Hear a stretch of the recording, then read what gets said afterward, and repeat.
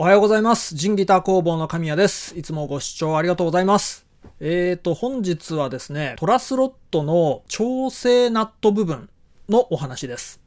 よくあるご相談なんですけれど、トラスロットがもうこれ以上回らないんですとか、これ以上力を入れるとボキッと折れそうだとかっていう、そういうご相談っていうのはよく受けるんですよ。実はそのうちの約半数ぐらいが実際にはまだまだ余裕があるにもかかわらず、とあることが原因で硬くなってるっていうことがよくあるんですね。前にも一度お話ししたと思うんですけれど、今これ大掛かりな修理をしている最中のギブソンのトラスロット部分なんですけれど、フルアコですね、これはね。これは主にギブソンにやっぱり多いです。で、ギブソンっていうのは塗装をね、そのままこの部分にも吹き付けちゃってるんですよね。固まっちゃってるっていうことがよくあるんですよ。で、まずどういうことかって言いますと、この部分っていうのはこういう構造になってます。トラスロットの棒の部分の先端にネジ山があって、で、それで半月型のワッシャーがかましてあるんですね。そこに六角ボルトが閉まってるんですけれど、このワッシャーの部分とネジ山の部分が変に噛んじゃって動きを抑制してることが結構あるんですよ。まずどうやって処置をするかというと、一旦トラスロット調整ナットを完全に緩めて外しちゃいます。このワッシャーとナットを両方とも外します。どんどんこういう風に外していくんですけれど、比較的この六角ナットの部分は、六角ボルトかの部分は簡単に外れるんですね。で、問題はこの次の半月のワッシャーが結構ね、外しにくいんですよ。先端が尖ったね、ドライバーとかでこじりながら外していくんですけれど、それでもね、なかなか外れないことってよくあるんですよ。左右をね、均等に動かしながらやっていくと外せます。はい。で、これが外れたところですね。結構ね、この部分見ていただくと分かる通り、錆とか出てるんですよ。この外したワッシャーは1000番とかそのぐらいのサンドペーパーで錆とか落としてあげます。で、その次はろうそくを使います。その辺に転がってるろうそく何でもいいんですけれど、仏壇用とかね、何でもいいんですが、で、このろうそくをたっぷりと塗っていきます。ボルトの部分に関しては、外側の部分にもろうそく塗っちゃうとちょっと滑っちゃいますから、この内部のネジ山の部分だけろうそくが入り込むようにしてあげます。ライターでね、炙ってあげます。そうすると表面全体にろうそくがじわーっと広がっていって全体に塗布されますので、でこの六角ボルトのネジ山、内部のネジ山もそうですね。こんな感じで軽くライターで炙ってあげるとじわっと広がってきます。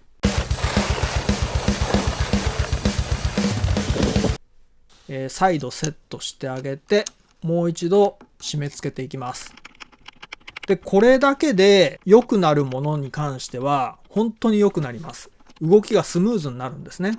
今回ね、こうやって動画で説明したのはギブソンのケースなんですけれど、フェンダーとかのネックのヒール部分についてるトラスロット、あれも同じですね。こういう構造になってるんですけれど、こんなようなナットなんですよ。この場合のケースは、このネジの側面とこの部分、この内壁の部分との摩擦抵抗で動きがね、渋くなってることがよくあります。このフェンダーとかのトラスロットの場合も、錆が浮いてることがありますので、錆が浮いてたらちゃんと綺麗に削ってあげます。で、それで、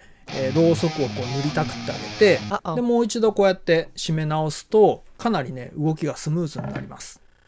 はい。こんな感じで、結構ね、この辺は盲点で、割とね、お客さんの中にも、とある楽器屋さんで店員さんに調整してみてもらったら、もうこれ以上動きませんでしたっていう風に言われて、で、改めてうちに持ってこられたっていうこともありますし、それで今みたいな処置をしてあげただけで、全然問題なくね、動くようになったりするんですよ。楽器屋さんの店員さんにもうこれ以上動きませんねなんて言われると、もうこれ以上回んないんだ。でもまだまだ順反りだけどどうしようとかってそういうふうにね、悩む方がいらっしゃるんですけれど、そこでね、皆さんね、いきなり一足飛びにトラスロット交換するしか方法がないんでしょうかね、なんていうふうにね、ご相談いただくんですけれど、今回ね、お話ししたような方法を一度やってあげれば、まだまだ十分にトラスロットが動く余裕があったなんてことが本当によくあります。トラスロットの中にはこういうふうにナットとかワッシャーをね取り外すことができないっていうタイプもありますから、そういうものに関してはまあ仕方がないですね。まあ例えば 2way 式順反り逆反り両方に効くトラスロットとかそういう場合っていうのはこのナット自体が取れませんので、そういう場合はまあ仕方がないっちゃ仕方がないですね。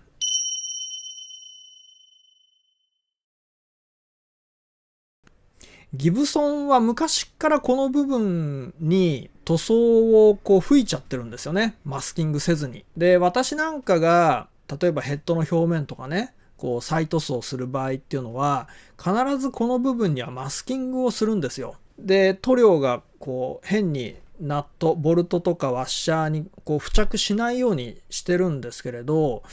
ギブソンに関しては昔からこういうふうにどの年代のものでもまずここに塗料が付着してますね。塗装が固まっただけでものすごい力がかかるね、この部分がね、塗装の固着によって動きがこう妨げられるみたいなことがあるのかっていうふうに言われると、実際にはまあどうなんでしょうね、ちょっと定かではないんですけれど、とにかくここの動きがスムーズになるってことは大切だっていうことです。まあそうですね、この部分に塗料が付着するのを全然気にせずに作ってるメーカーっていうのはギブソンぐらいですかね。またこんなこと言うとね、いろいろなんか文句言われそうですけれど、はい、ということで、いかがでしたでしょうか。ついこの前まで車のことにね夢中でこういろいろやってたんですけれど、最近ねちょっと熱が冷めてきて、また音楽に対して興味が戻ってきました。30代そこそこぐらいまでは割とDTM にハマってたりとかしたんですけれど、ただね、その頃っていうのは DTM って言っても、要は DAW ソフトですよね。オーディオを扱えなかったんですよ。MIDI データだけ扱えたんですね。で、オーディオっていうのは、要は容量でかすぎて、その当時のパソコンのスペックだと全然扱えなかったので、今ね、本当に便利になったと思いますね。パソコン1台あれば何でもできちゃいますからね。で最近いろいろハマりつつあるというか、いろいろ準備段階ですね、今はね。またいろいろやってみたいなって思ってます。今いいですよね。自分のこの作ったものをこう世の中に発信できるシステムがもう揃ってるじゃないですか。若い方でもいろいろこうチャンスがすごくつかみやすくなりましたよね。昔はそれこそやれ自分で CD 焼いてそれをこうね一生懸命ライブハウスとかでこう配ったりとか、そういうことをしないとこう世の中に自分の音楽っていうのが発信できなかったと思うんですけれど、今もう本当にこう手軽に自分で撮ってでこう配信するってことができるじゃないですか。だからすごいいいなと思いますね。はい。そんな話もありますが、今日はこんなところですね。よろしければ高評価ボタンとチャンネル登録お願いします。それでは。